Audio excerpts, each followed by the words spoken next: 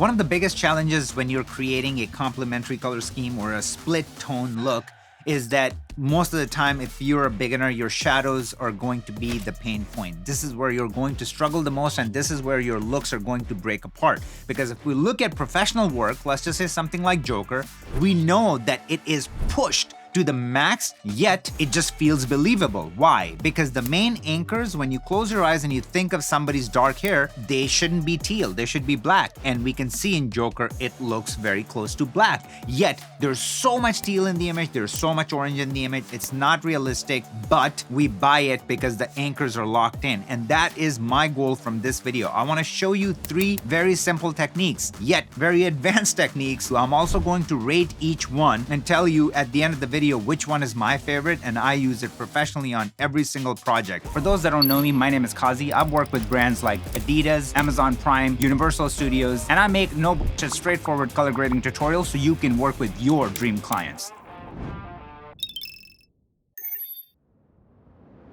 All right, so inside Resolve, I want to start with a simple grayscale experiment to really show you what I'm talking about. So let's create the most rudimentary teal and orange or split toning. So let's just say in our lift, we go down to something like this, and then in our gain, we go up to something like this. So we got our teal and orange, okay? The first way, let's just say, is luminance versus sat. So the purpose of this curve is take the darkest part of your image, either make it more saturated or less saturated, take the lightest part of your image and do the same. So in this case, we want to take the darkest part and we want to clean up our blacks or our shadows. So you see how they get lifted. If I go here and if I do before and after, you see this thing that's happening. We want to make sure that everything is touching the bottom and nothing is flattening out like this, because that's what's clipping certain channels on the bottom end and lifting other channels on the bottom end, which creates this muddy shadows, this gunky shadows. We want to keep them somewhat neutral, just a hint of neutral anchors, so then we can sell any look. That's what happens on high-end movies. Even like, let's just pull up these images from Joker. They're creating really interesting looks, but because they make the anchors, our blacks, somewhat black, we buy the entire look. So that's why you cannot just have this muddy image. So the first way, let's just look at it, Lum versus Sat. We select our shadows by clicking right here, and we can just go right here and do this. So what happens when we do that? Look at what's happening. We're basically flattening out this. We're bringing the blue to touch as well. So this is red, this is green, this is blue. So all those channels are touching the bottom, and we can even see it in our colorized waveform, but our red is still very suppressed. It's crushed. Before we move on to our second method, one thing that I want you to keep in mind is the kind of shapes that we're creating while trying to protect our shadows, okay? Or getting out the mud. So I'm going to save this as a still, and I'm going to call it hue versus luminance. Okay, let's go back. Let's undo this. I'm gonna skip the second method because it works better on the footage than grayscale image. And I'm gonna move on to our third method, which is going to be our log wheels. So I'm gonna be using shadows in our log wheels. But let's just look at it logically, what's happening. This is our red channel, green channel, blue channel. We need to make sure everything is touching the bottom, right?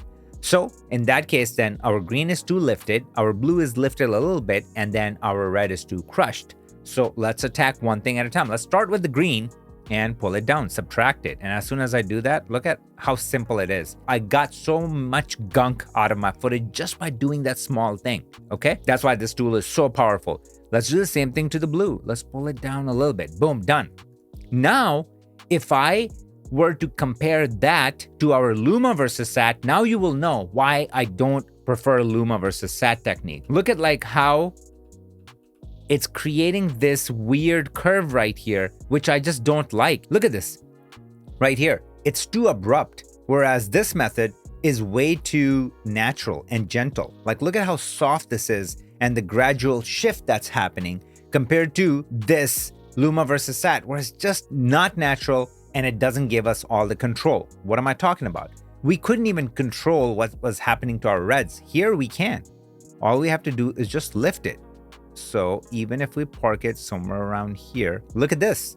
So now we even preserve our red channel as well. Now, the beautiful thing about this is that you have something like low range and high range in your log wheels, so you can control at which point the effect should start for what we're trying to do with these parameters. So let me just show you. Let's take this and start moving it around, and you're seeing what's happening. So we can even like start the effect like really on the bottom end, and now we can just make some adjustments based on that. So let's do this.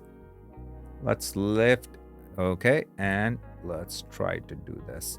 And now this much granular control compared to our Lum Vs Sat, where there was no control and it was looking all janky and weird. Just a side note, anytime you're doing something questionable or something experimental, always try it on a grayscale because it will just tell you so much. You saw like how we can just see it black and white. This technique is limited because of X, Y, and Z. We're looking at it in our scopes, and then the other technique is working really well because our scopes are much cleaner. And then we just know definitively which technique is superior. And it's really hard to do that on a regular shot instead of using it on a grayscale image. So just a quick little side note, pro tip, if you will, I wanted to kind of throw your way. So then what happens if we were to apply that to an actual shot? So let's do that. So we have this shot right here, shot on red. I've already done the conversion. The first thing that I want to do is let's just balance it. I mean, this is too red. This should be white. So let's just go under HDR palette, global offset, and let's just go too far and then kind of pull it in. So even something like that, right? It cleans it up. It cleans it up. It looks good. Is it too much? Maybe it's too much. So even something like that. Right? White is looking white. It's not looking red. Everything is looking clean. See, I like that. I like that. So let's just leave that in. Always balance your shot. Now, let's just go ahead and do the craziness, right? So let's just exaggerate it and create a look like that. So I'm going to go here. I'm going to be like, all right, let's add that horror movie green. And then let's just counter it a little bit so our skin tones come out. And let's take our gain and add that warmth that we're after, and let's just take our gamma and maybe counter that to what we're trying to do. So even something like that, this is a pretty good look, right?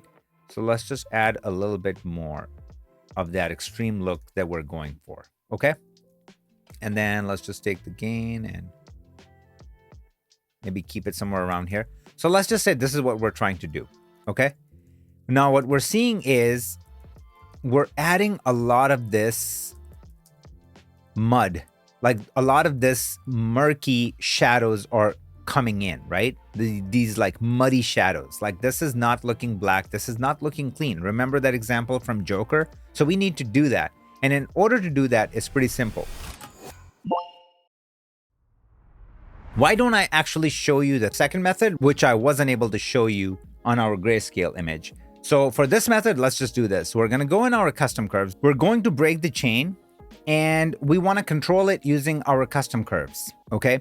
So I'm going to go to my red channel, and I just want to actually, let's start with our green channel, and I'm going to click right here because I don't want to affect this. This I like. I just want to affect the darkest part of our image. Okay. So like this area right here.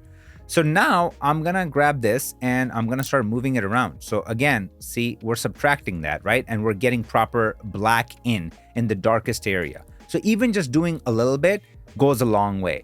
What do we want to do with our red? We want to start doing the same thing, click and lock this part. And now we want to go in and start. Do we want to pull it up? Actually, we don't want to pull it up. So we have a lot of room with our reds in here. And then what about our blues? So I'm going to click right here. We want to pull our blues down because you see like how they're lifted a little bit. So we're going to grab this part and we're going to pull it down, just a hint.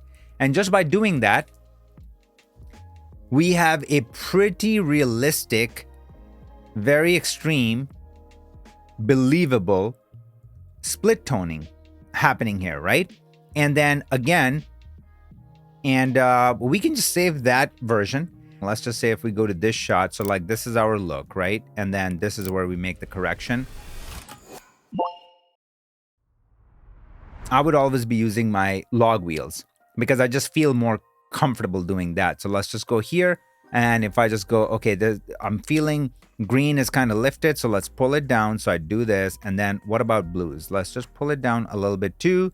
And then the reds are already looking good.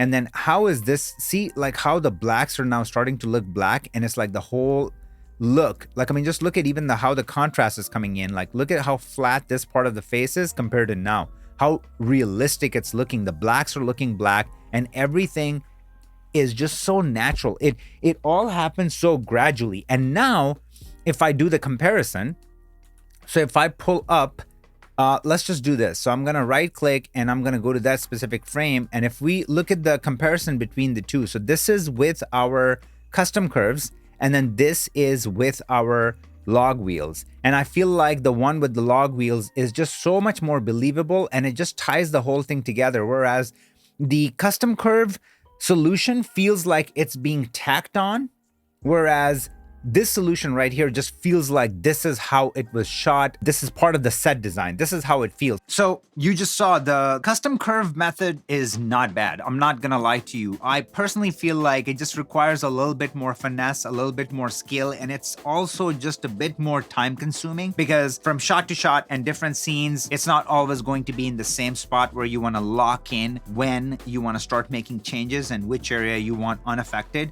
But the next technique that I'm gonna show you is much more practical. Before I do that, I want to tell you, as you see, there are always multiple different ways to do something, but there's always the best way to go about doing a certain thing. People make detrimental mistakes that cost them clients and so many opportunities. So I put together a training that's about 1 hour long that helps you avoid all those mistakes. 5 major mistakes that you're making right now if you're struggling to either keep your clients or get new clients. And this training will get you over the hump. You do not want to skip it. We do have limited spots per month. So check that out after you finish watching this video. So what I want to do now is I want to save this version. And then what happens if we apply our third technique, if I reset this, and then remember our third technique was going into our Lum Vs Sat, grabbing our shadows and just killing it. And like I said before, let's just compare it with our latest one. Oh my God, night and day difference. Why? We're comparing it to our log wheels version. I mean, look at this. How detrimental this is to your image, what it's doing to your overall image. It's absolutely destroying your hues and the actual meat of your image. It just diluted this red, this beautiful film red, and just made the whole thing feel so dull. And that's why this is just putting a band-aid and not really looking for the permanent fix, like I said.